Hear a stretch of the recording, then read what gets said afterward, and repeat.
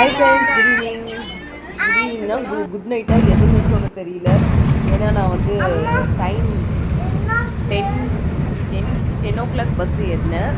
ஏன்னா மார்னிங் பசங்களை வச்சுட்டு என்னால் பஸ் ட்ராவல் பண்ண முடியல. எப்படியும் 7-8 ஹவர்ஸ் ஆகிடும்.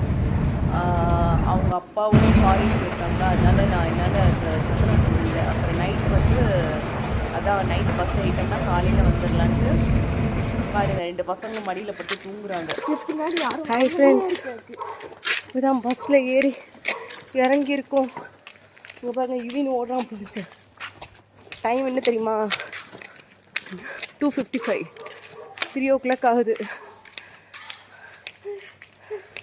நல்ல வேலை வீட்டு வாசத்தையே இறக்கி விட்டாது conductor.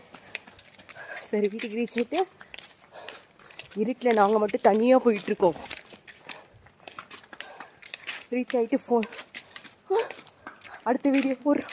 Hi friends, good morning. இப்போ டைம் என்ன தெரியுமா? 3:15 இருக்கும். மார்னிங் 3:15 நான் சொல்கிறேன். இப்போ தான் பஸ்லேருந்து இறங்கி வந்தோம்.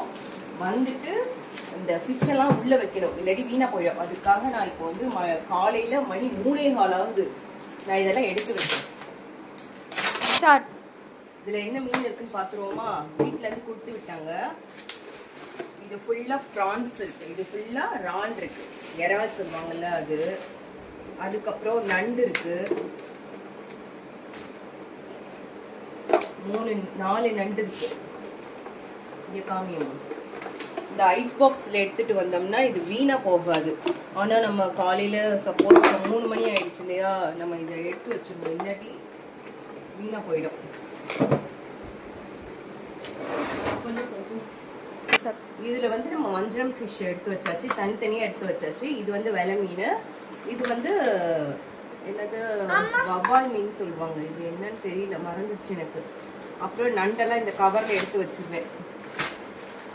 எல்லாத்தையும் ஒன்றா சமைக்க முடியாதுல்ல, அதனால தனித்தனியாக எடுத்து வச்சுருவேன். நெக்ஸ்ட் இதில் ப்ரான்ஸ் இருக்குது. இதெல்லாம் அப்படியே ஃப்ரிட்ஜில் தூக்கி வச்சிட வேண்டியதான். ஓகே, நெக்ஸ்ட் வீடியோவில் பார்ப்போம்.